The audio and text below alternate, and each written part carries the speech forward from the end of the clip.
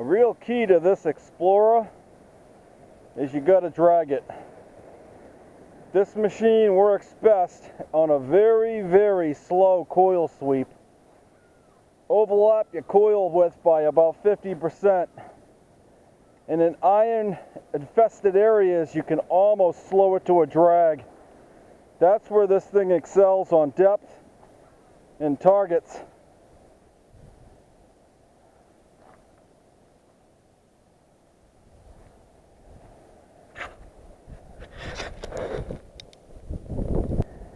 Working this cut, a lot of deep signals. It's still a little red clay, so I'll be sticking around for a bit.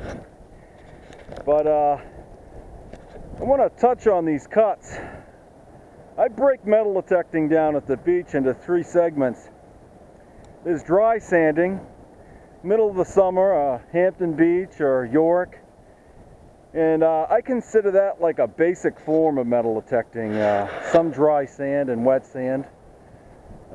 Then you get into storm tides, which I consider a little bit more intermediate. You got to learn a little bit about the erosion and tidal patterns, where to hunt. And then there's strictly professional, real high-end advanced, and that's this. This is real.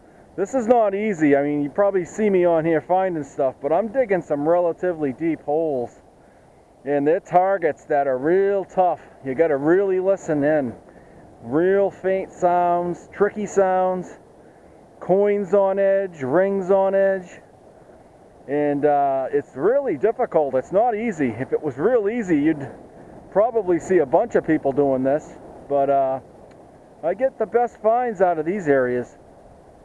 That's how I break it down, though. I really do break it into 3 segments, and this is definitely not for amateurs. This is a real professional, hard digging, tough finding type of metal detecting. So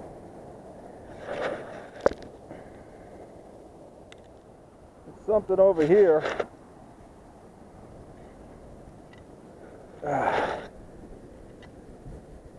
It's an old memorial scent. Yeah, it's an old memorial scent. Been there a while. Sun's coming up. Got some company today. The cut's closed up. That northwest wind that came in really closed that cut up. Sanded it in down here on the low side. But we'll give it a little try and see what happens. Alright, I got a signal here. Now I kicked that rock right there over, exposed the hole, ran the coil over the hole.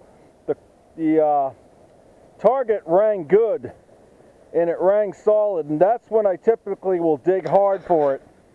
And I got the target right over here, and it's a coin. It's a quarter, well-washed quarter. But typically that's how I do it. If I flip a rock or dig a few scoops out and the target starts to get louder, more stable, you want to really dig after those ones. If it's junk, a lot of times the target will just fade out. It will become broken. It's a tip to save a little time when you're digging, and it's worked well for me. This is what I'm talking about.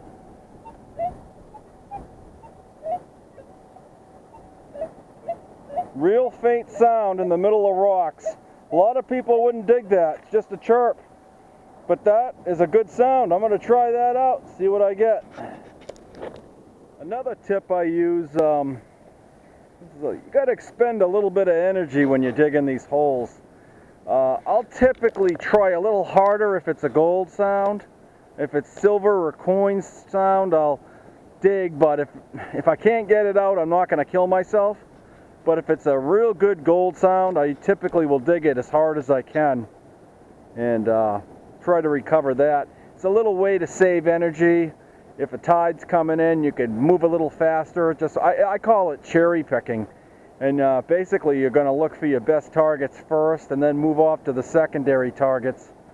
You can save some time if you're in a jam and you need a little extra time and it isn't there and you want to find something good. You really want to back off the iffies and maybe go with the better targets. It's another tip I use. But what happened yesterday was, and you can see it today with these waves, the waves are ragged, and these waves carry sand.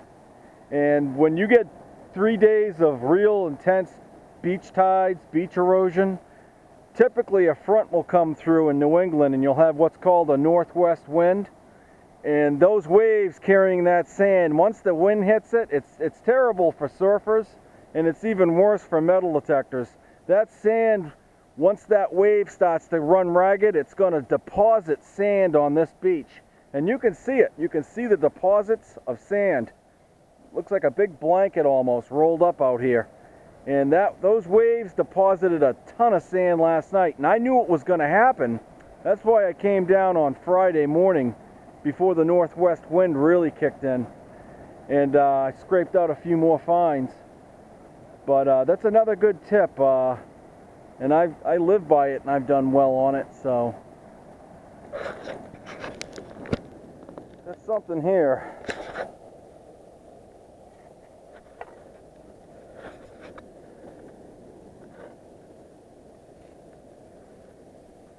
It's a nickel. Up here in these rocks, it's another good place to check. But once again, it's tough digging. You really gotta move some rocks, kick a rock out of the way. That's typically what I'll do, and then I'll retest my hole. If the signal gets clearer and louder, I'll typically keep digging. If it dies out or nulls, I'll move on. All right, we got something here. Got something out of that hole. Here's my shovel. I'll back up a little. We'll zoom out. This is my hole in this rock area. It's tough digging. I got my feet wet. Got something neat though. Come over here and we'll take a look. Drop my detector down. Oh! What the hell is that? Look at that piece of brass.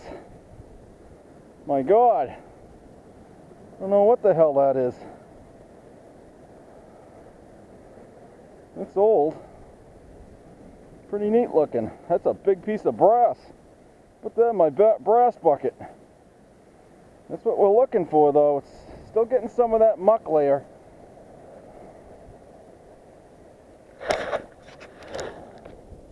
My buddy, the Facebook ring just showed up. The Facebook ring man. I'm gonna come over, see what he got. Can't tell. Oh, I'll take a peek. That's copper. It looks like a weedy. Look how thin that is. Yeah, it's really thin. Yep, I have to clean it up. Yeah, it's an old one. It seems to be up here in the rocks, right along that line and out to that pool. Okay guys, I got it out.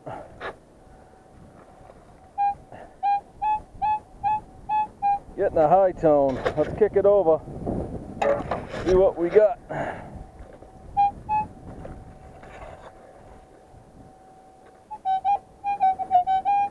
I see it.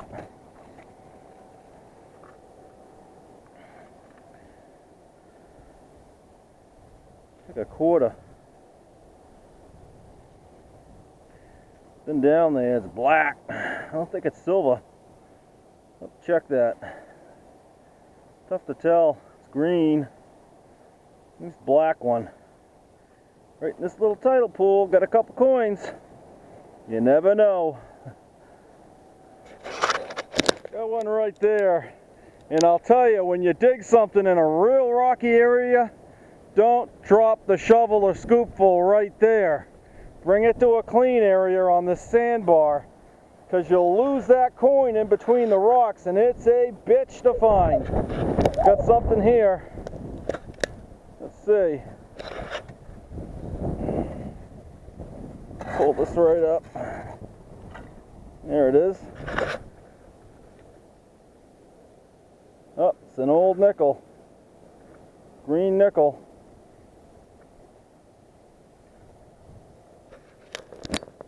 Got a target in this area.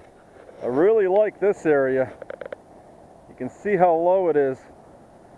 And go slow and keep your coil real low to the ground. You don't want to keep it high, and even if you wreck a few coil covers, that's what they're made for. You want to scrape that coil right off that sand and rock, and that's when you get the deeper stuff. I got something right here. I can plug my headphones. It's a coin.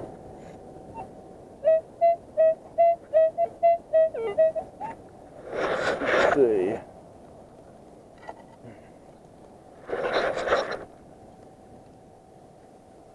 That's a penny. It's like a memorial. We'll give this a go, see what happens. Got some more purple sand right in there. Got a wash coming off the embankment.